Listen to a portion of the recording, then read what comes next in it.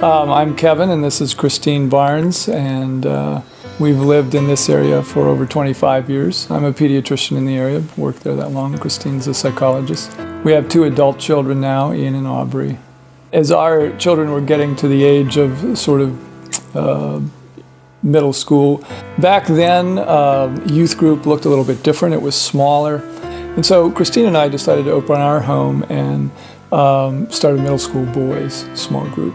My interest in working with children started when I was pretty young.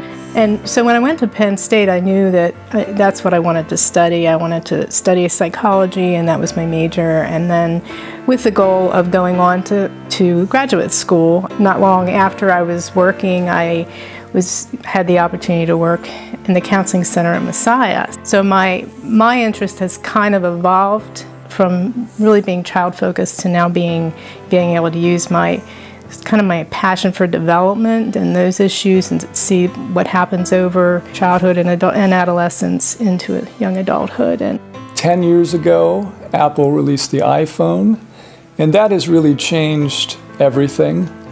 Some things for the better, many for the not.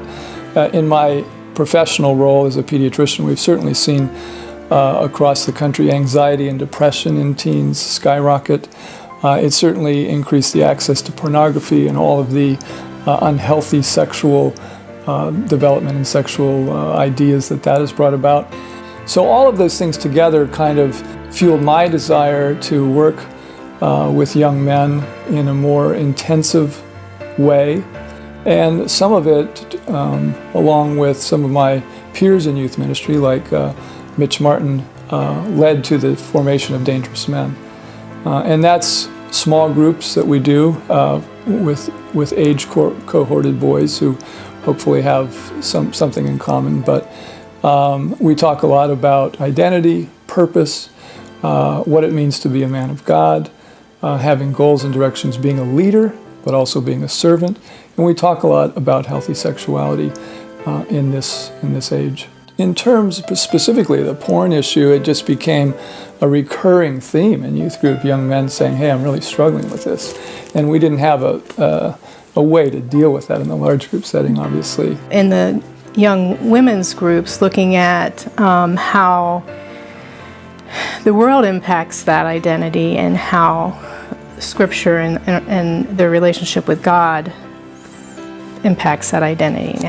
And really, this is a time when mentors can come into play, hearing from other people that around her that she's forming relationships with. I think one of the neatest things for me to see with Dangerous Men is when we did it, Mitch and I, under Chad's leadership, we launched that first group. It was clearly a pilot program, and we thought we were going to see how this goes. We have no idea if this is going to click or not, and it was surprisingly successful. But it is something now that is desired or sought out. You know, we had to kind of recruit people to start, obviously, and now I get, young teens saying, when can I be in Dangerous Men? When can I join? One of the things we talk to the young men about is being a man-to-man, including showing or teaching younger men than them how to be a man of God. So our concept is one hand up and one hand down, having connection with somebody older, more mature than you that can help walk with you, but that at the same time you're reaching down, helping someone younger than you grow, pouring into them or speaking into them. And the last several years, all of those high school teens who help in the middle school have been through Dangerous Men, at least on the guy's side, and they take that seriously. I felt God was saying to me when I retired that I was not done in any sense, that He had something else for me. I've just been kind of excited in the last year to be able to tap into some opportunities that have just been very rewarding for me, to really take the pieces of the work that I love to do and be able to do that. There's so much room for God to use people in unexpected ways. Maybe something that's just even temporary, where He's preparing you for the next thing.